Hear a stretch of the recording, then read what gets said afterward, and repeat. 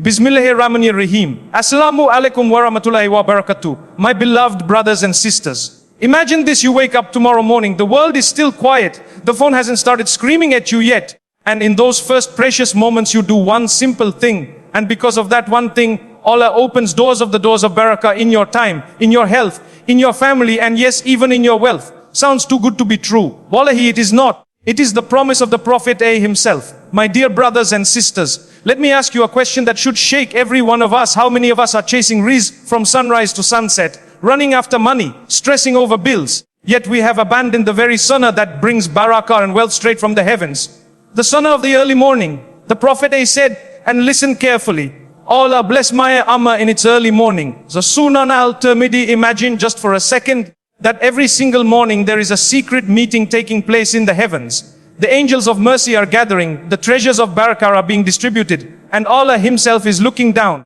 searching for those few servants who bothered to leave their warm blankets while the rest of the world is lost in sleep. And when he spots you rubbing your eyes, making wudu in the darkness, rolling out your prayer mat while the clock still says 4 a.m., he smiles and commands the angels, bless this one.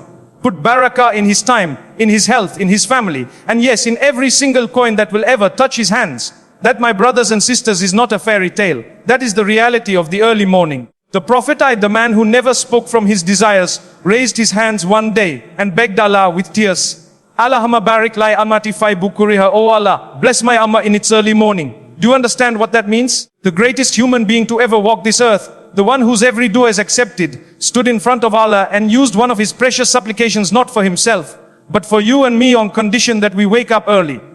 If Razlalal is begging on our behalf, who are we to press the snooze button? Think about this, the same mouth that taught us actions are by intentions, also taught us that the most beloved deeds to Allah are the ones done consistently, even if they are small. And the most consistent deed of the righteous has always been meeting Allah when the night is still heavy. Look at every successful believer you admire, the scholars, the businessmen with halal millions, the mothers whose homes are filled with tranquility. Every single one of them will tell you the same secret. Their day does not start when the sun rises. Their day starts when the world is silent and Allah is calling. Is there anyone who wants forgiveness? Is there anyone who wants provision? Is there anyone who wants their du'as accepted? Wallahi, I have seen it with my own eyes. A brother once came to me drowning in problems, business failing, debts piling, stress eating him alive. I gave him only one piece of advice. For the next 40 mornings, wake up for tahajjud, even if it's just 2 rakos. Cry to Allah like you have no one else. 6 months later, he found me in tears, saying, La Sheikh, I don't know how to explain it. The same contracts I was chasing for years started chasing me. Money started coming from places I had forgotten existed. My time stretched, I get more done by 9 a.m. than I used to get done in a whole day. That, my beloved brothers and sisters, is barakah. Not just money. Barakah is when little becomes enough and enough becomes plenty. The early morning is not a suggestion. It is the forgotten sunnah that separates those who struggle from those who soar. It is the divine appointment you keep with the one who owns every atom in the universe. Miss it and you are telling Allah, my sleep is more precious than your blessings. Keep it and you are telling him, Ya Allah, I heard your messenger begging for me and I showed up. So tomorrow, when that alarm rings in the darkness, don't ask yourself, can I sleep 5 more minutes? Ask yourself a bigger question. Do I want ordinary or do I want the barakah that turns ordinary into extraordinary? The choice is yours, but the early morning waits for no one. The angels finish their shift. The treasures get distributed. And Allah keeps looking for the one who chose him over comfort. Picture this, it's the last third of the night. The entire planet is asleep. Traffic has vanished. Notifications are silent. Even the birds haven't started their chorus yet. In that sacred stillness, the King of all kings descends to the lowest heaven and calls out with a voice more loving than any mother's. Is there anyone seeking forgiveness so I may forgive him? Is there anyone asking so I may give him? Is there anyone repenting so I may turn to him? And while billions roll over in their blankets, a handful of believers drag themselves out of bed, splash cold water on their faces and whisper, here I am, Ya Allah, here I am. That, my dear brothers and sisters, is tahajjud. And when you combine it with Fajr prayed at its earliest time, especially in congregation for the brothers, you have just activated the most powerful Rizq attracting combination in existence. No stock market tip, no crypto coin, no Harvard business course can compete with this. Listen carefully to what your Prophet promised. Whoever prays Fajr in congregation, then sits remembering Allah until the sun rises, then prays 2 rakos, he will have a reward similar to a complete Hajj and Umrah. Complete. Aitamiti. Do you know what complete means here? It means Allah does not hold back a single blessing. Health, wealth, peace, children, protection. Everything is stamped, paid in full. But here's the hook that should make your heart race. The Prophet also said, the one who prays Fajr is under the protection of Allah for the entire day. Under the personal protection of Allah. Imagine walking out of your house knowing that the one who parts oceans and raises the dead has assigned angels to guard your rizq. No jealous eye can touch it. No unexpected bill can destroy it. No market crash can shake it. When Allah is your bodyguard, your bank balance is the least of your concerns. I once met a sister who was earning barely enough to feed her children. She started praying just 2 rak'ahs of tahajjud every night, begging Allah with tears for halal provision. 1 month later, a job offer came from overseas. Salary 10 times higher, fully sponsored accommodation, school fees paid, annual flights home. She told me, I didn't update my CV. I didn't apply anywhere. It came looking for me. That's what happens when you stand in front of Allah while others are snoring. He sends the rizq chasing after you instead of you chasing after it. Brothers, when you walk to the masjid for Fajr while the streets are empty, every step is writing checks in the heavens. The angels are recording. This one chose Oz over sleep. And Allah loves to give those servants sudden jaw-dropping gifts. Sisters, when you pray in the corner of your home at the earliest time, rolling out your musalla while the house is still dark, you are telling Allah, I prefer your conversation over extra sleep. And He replies by making your day miraculously productive and your pocket unexpectedly heavy. So let me ask you something that should burn in your chest tonight. If the Prophet guaranteed that tahajjud plus Fajr on time equals protection and reward like Hajj, why are you really willing to trade that for another hour under the blanket? Are you really going to let the greatest investment opportunity in the universe pass you by because the bed feels warm?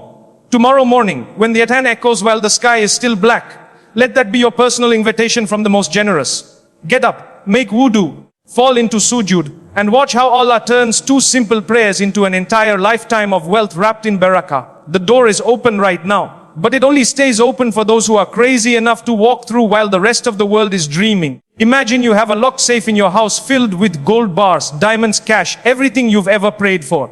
But there's only one key. And that key is a tiny, almost invisible word you can say with your tongue in less than 2 seconds. Every time you turn that key, the safe opens a little wider and more treasures spill out.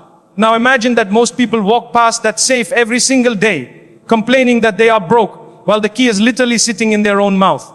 That key, my beloved brothers and sisters, is Astaghfirullah. Right after Fajr, when the soul is still pure from Salah, when the heart is soft and the angels of mercy are hovering close, the Prophet taught us to stay seated on our prayer spot and flood the heavens with istighfar. He said, whoever says Astaghfirullah al-Adhim la ilaha illa huwa al-Hayyu al-Qayyum wa atubu ilayh 3 times, his sins are forgiven even if they are like the foam of the sea. Foam of the sea. That's billions upon billions of sins wiped clean in the blink of an eye. But here's the hook that should make you sit up straight right now. The scholars of tafsir tell us that when Allah forgives a sin, He does not simply erase it.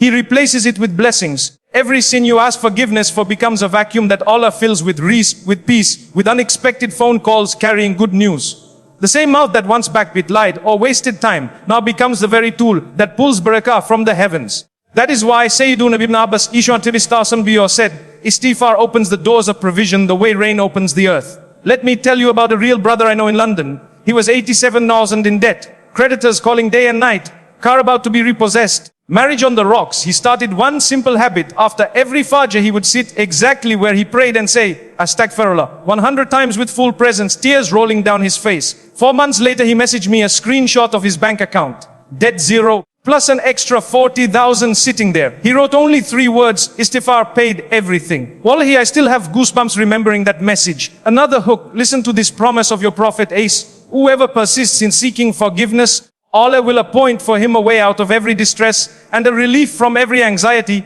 and will provide for him from where he does not expect. From where he does not expect. That means the money doesn't only come from your salary, your business, your investments. It comes from the left, from the right, from above, from below, from people you forgot you ever helped, from opportunities you never applied for.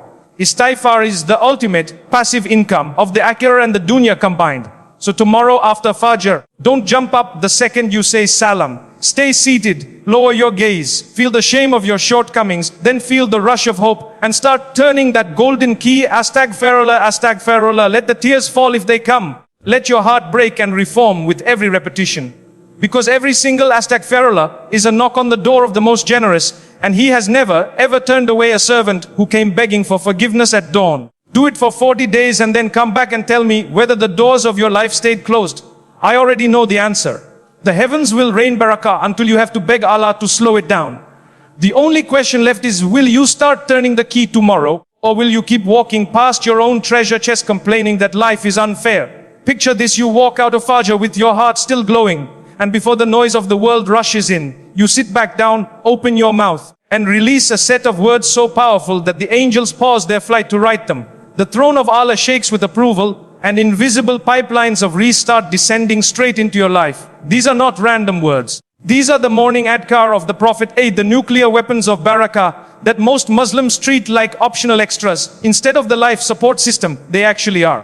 Let me drop the first bomb on your heart right now. The Messenger of Allah said, whoever recites Ayatul Kursi once after every obligatory prayer, nothing prevents him from entering paradise except death. Nothing. That means every time you finish Fajr and recite Ayatul Kursi with presence, you have just purchased a guaranteed ticket to Jannah, and as a free bonus, Allah stations an unbreakable shield of protection around your wealth, your health, your children, your marriage, everything. Then come the three calls, Surah Al-Ikhlas, Al-Falaq, and a nas blown gently into your palms 3 times and wiped over your entire body. The Prophet never slept without them and never started his day without them. Why? Because they are spiritual antivirus software. Evil eye bounces off, black magic returns to sender, jealousy burns in its own fire, and your rizq remains untouched by every hater watching your story. But here is the hook that should make your soul tremble with excitement. The Prophet taught us to say 7 times every morning the Yin about Yofari, Lesamal Alema Sananda. Allah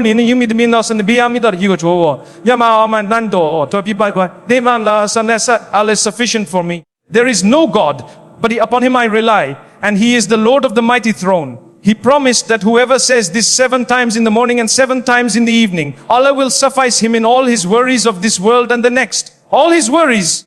That includes the rent that's due, the exam you're scared of, the proposal that's pending, the diagnosis that's keeping you awake. 7 short sentences and Allah personally takes over your problems. I once counseled a businessman who was losing millions every week. Markets crashed, partners betrayed, banks closed doors. I told him, leave the spreadsheets for a moment and lock yourself in your office after Fajr tomorrow. Recite the full morning adhkar exactly as the Prophet did. No skipping, no rushing. 3 weeks later, he called me laughing and crying at the same time. A deal he had written off for dead suddenly revived, bringing in more profit than the last 5 years combined. He said, Ustad, I didn't negotiate better. I didn't hire new advisors. I only added the morning dhikr with yaqeen, and Allah negotiated for me. Brothers and sisters, these adhkar are not decoration for your tongue. They are missiles aimed at every obstacle between you and your rightful provision. When you fire them with certainty every morning, the heavens respond with miracles disguised as coincidences. The phone call comes, the email lands, the money appears, the heart finds peace. And all you did was move your tongue for 5 extra minutes while the rest of the world scrolled TikTok. So tomorrow, after you finish the istighfar, don't stand up yet. Open that fortress of protection. Recite Ayatul Kursi slowly, tasting every word. Breathe the 3 cools into your palms like you're clothing your soul in armor. Then strike 7 times with Hasbi Allahu and feel the entire universe shift to serve you. Because when you remember Allah the way He taught His beloved, have to remember Him. Allah remembers you in a way that turns every ordinary morning into a waterfall of unseen blessings raining down before breakfast. The only question is, will you press the launch button tomorrow? Or keep wondering why everyone else seems to be living the miraculous life that was actually written for you? Picture a marketplace in the heavens that opens exactly at Fajr and closes the moment the sun climbs too high. The angels of Barakah stand at the gates with sacks full of success, ease, and multiplied reward. They call out the names of the early risers, the ones already dressed, already moving, already working while the rest of humanity is rubbing sleep from their eyes. And every time a name is called and the person is still in bed, the angel sighs, ties the sack, and moves on to the next believer who actually showed up. That, my brothers and sisters, is the secret of the early morning hustle that the Prophet sealed with his own words. He said, the early morning has been blessed for my amal. Another narration says, Allah bless my amal in its early rising. And in the most direct hadith, he declared, seeking provision early in the morning is blessed and brings success, not might bring, brings, guaranteed. Allah does not speak in probabilities when He promises barakah. Here's the hook that should jolt every one of us awake. The same Prophet who never wasted a second of his life used to personally go to the marketplace right after sunrise. He didn't send a servant. He didn't wait until the heat died down. He walked those streets while the morning air was still cool, while the Barakah was still fresh and the angels were still recording every footstep as worship. I met a young man in Dubai who was earning peanuts despite working 16-hour days. He asked me, why is nothing moving? I asked him one question. What time do you start your actual work? He said, around 11 a.m. after coffee and emails. I told him, from tomorrow be at your desk by 7 a.m. sharp, no excuses. He laughed thinking it was a joke, but desperation made him try. 6 weeks later, he sent me a voice note at 6:45 a.m. Voice shaking, shake. I closed 3 deals before 9 a.m. today that I had been chasing for 8 months. Clients are calling me now instead of me begging them. I don't understand what is happening. I replied with only 4 words. The angels clocked in. Another true story, a sister who sells online from home used to post her products after door. Sales were slow, complaints were many. She changed one thing. She started photographing everything and listing and marketing everything between Fajr and 9 a.m. Within 1 month, her little store went from 4 orders a week to 40 orders a day. She told me, it's the exact same products, same pictures almost, same prices. Only the time changed and the Barakah exploded. Brothers and sisters, the early morning is not just for prayer, it is for movement. Prayer charges your soul, early work cashes the check. The prayer mat gives you the capital, the early hustle multiplies it. Miss the prayer and you arrive bankrupt. Miss the early hustle and you leave the Barakah on the table for someone else to pick up. So tomorrow when you finish your morning Dhikr and the sun is still gentle, don't reach for your phone to scroll. Reach for your to-do list, your laptop, your running shoes, your shop keys, your school books, whatever your Halal Rizq looks like, and attack it while the angels are still on duty. Because the Barakah train leaves the station at sunrise and it does not wait for latecomers. Those who catch it ride in first class all day. Those who miss it spend the rest of the day running after a train that already left, wondering why success feels so hard. The early bird doesn't just get the worm. In this ummah, the early bird gets the Barakah that turns one worm into a feast that feeds generations. Will you be on that train tomorrow morning, or will you watch it disappear into the horizon while you're still under the blanket? The choice is yours, but the Barakah has already cast its vote, and it voted for the one who votes with his alarm clock and his 2 feet before the world wakes up.